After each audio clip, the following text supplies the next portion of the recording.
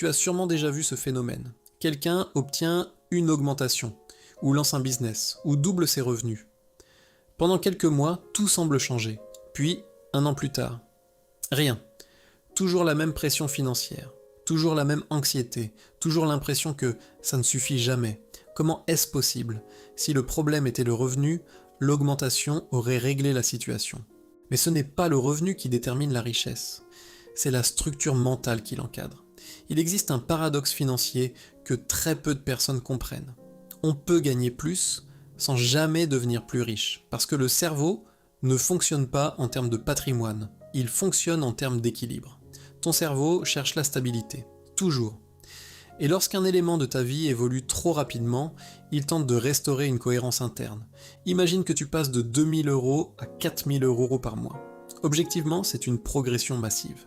Mais ton système nerveux, lui, perçoit un changement brutal, un changement de niveau. Et le cerveau déteste les changements de niveau non intégrés. Pourquoi? Parce que tout changement implique une adaptation sociale, émotionnelle, identitaire. Plus de revenus signifie plus de responsabilités, plus d'attentes, plus de comparaison, plus de pression implicite. Et cette pression crée une tension interne. Or, le cerveau humain n'aime pas la tension prolongée, il cherche à la réduire. Et il le fait d'une manière extrêmement simple, en augmentant ton niveau de vie.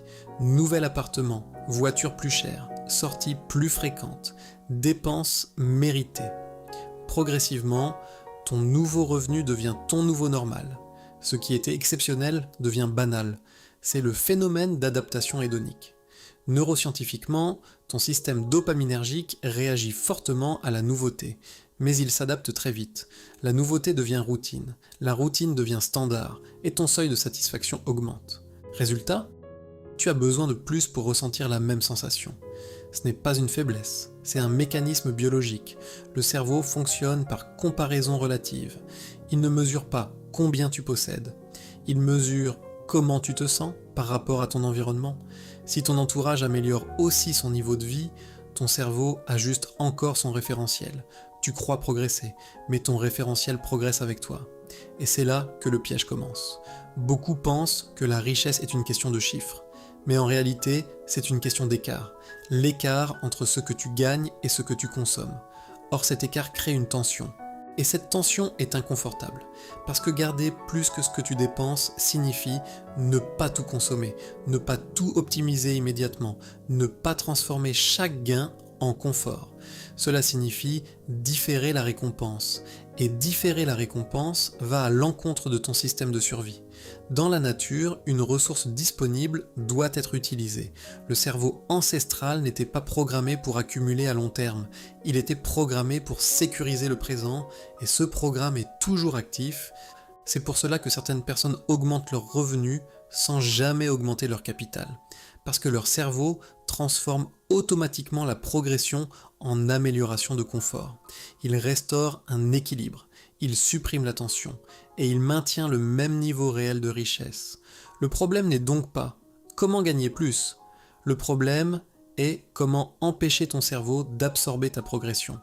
Et c'est exactement ce que nous allons analyser. Maintenant, allons plus loin. Si ton cerveau absorbe automatiquement ta progression, ce n'est pas uniquement à cause du confort, c'est aussi à cause de ton rapport émotionnel à l'argent. L'argent n'est jamais neutre, il est chargé, chargé d'histoire, chargé de croyances, chargé d'associations inconscientes. Pour certains, l'argent signifie sécurité. Pour d'autres, il signifie pouvoir. Pour d'autres encore, il signifie conflit, jalousie, séparation. Si inconsciemment tu associes richesse et isolement, ton cerveau limitera ton expansion. Pas volontairement, mais subtilement. Deuxième mécanisme majeur, la consommation identitaire. On ne dépense pas uniquement pour se faire plaisir. On dépense pour confirmer qui l'on est. Chaque achat raconte une histoire. Regarde-moi, voilà mon niveau, voilà mon statut, voilà ma réussite. Lorsque ton revenu augmente, ton identité cherche à s'ajuster. Et la manière la plus rapide d'ajuster une identité, c'est par le visible. Le visible est immédiat. Un investissement est invisible. Un compte qui grossit en silence n'apporte pas de reconnaissance sociale immédiate. Une voiture? Oui. Un appartement plus grand? Oui. Un style de vie plus haut? Oui. Ton cerveau est extrêmement sensible au regard des autres. ils cherchent la validation sociale. Et la validation sociale est une récompense dopaminergique puissante, beaucoup plus puissante qu'un rendement composé à 8% sur 10 ans. Le cerveau court terme gagne souvent contre la logique long terme. C'est ce qu'on appelle le lifestyle creep. L'augmentation progressive du niveau de vie qui absorbe l'augmentation du revenu. Ce phénomène n'est pas réservé aux classes moyennes. Il touche les cadres, les entrepreneurs, les sportifs, les artistes. Le revenu monte, le train de vie monte, le patrimoine stagne. Pourquoi ? Parce que la richesse exige une capacité rare. Tolérer l'écart. Tolérer le fait de gagner plus, sans immédiatement le montrer. Tolérer la frustration temporaire. Et la frustration, biologiquement, est perçue comme une menace. Ton système limbique détecte un manque. Même si objectivement, il n'y en a pas. Et pour réduire ce manque perçu, tu dépenses. Autre mécanisme encore plus subtil, la normalisation rapide. Quand tu gagnais 2000 euros, 3000 euros semblait énorme. Quand tu gagnes 4000 euros, 5000 euros semble nécessaire. Le cerveau déplace la ligne d'arrivée en permanence. Il fonctionne par adaptation comparative. Ce que tu considérais comme un objectif devient une base, et tu repars en quête. Mais cette quête est orientée vers le ressenti, pas vers l'accumulation stratégique.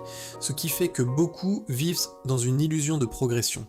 Ils gagnent plus, ils consomment plus, ils ressentent temporairement plus, mais leur liberté réelle ne progresse pas proportionnellement. La liberté financière n'est pas liée au revenu, elle est liée au contrôle. Contrôle de l'écart, contrôle de l'impulsion, contrôle du désir immédiat. Et ce contrôle demande une chose, conscience. Car tant que tu ne vois pas ces mécanismes, tu crois que ton problème est externe. Tu crois qu'il te manque une opportunité, un salaire plus élevé, un meilleur marché. Mais parfois, ce qu'il te manque, c'est simplement la capacité à ne pas transformer chaque gain en confort instantané. Et ça, c'est un travail mental. Alors comment sortir de ce cycle ? Comment éviter que chaque augmentation devienne simplement une amélioration de confort ?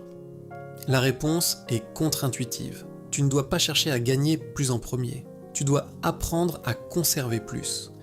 La richesse durable n'est pas un problème de flux entrant. C'est un problème de structure.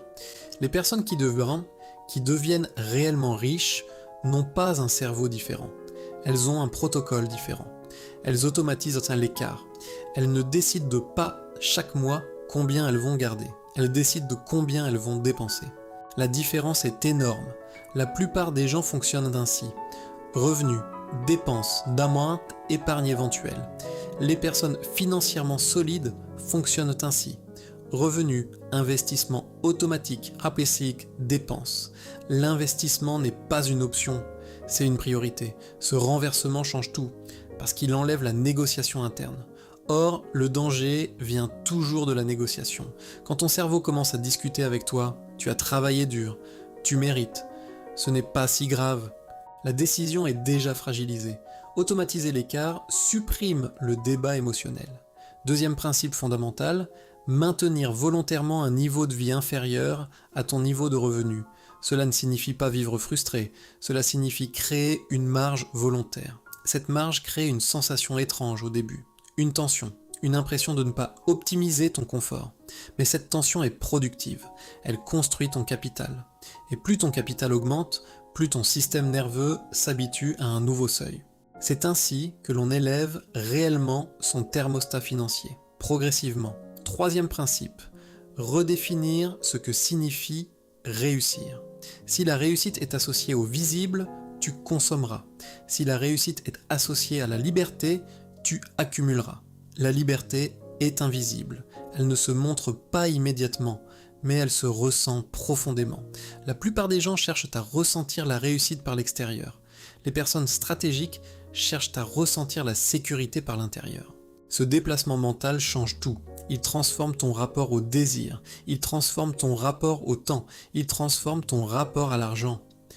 Quatrième principe, comprendre que la richesse est un jeu d'endurance, pas un jeu d'intensité. Beaucoup veulent un saut, une explosion, un coup d'accélérateur. Mais la richesse réelle est une compression longue. Tu compresses ton impulsion, tu compresses ta gratification. Le capital accumulé commence à travailler. Les intérêts composés deviennent visibles. La pression financière diminue. Et c'est là que le vrai basculement se produit, quand ton capital génère plus que ton effort. Mais ce stade n'est accessible qu'à ceux qui ont toléré la tension initiale. La majorité abandonne avant, parce que le cerveau préfère la satisfaction rapide. La question finale n'est pas « combien peux-tu gagner ?» La vraie question est « combien peux-tu garder sans ressentir un manque ?» Car ton plafond financier est directement lié à ta tolérance à la frustration différée. Et cette tolérance est mentale. La richesse est mentale. Abonne-toi pour aller plus loin.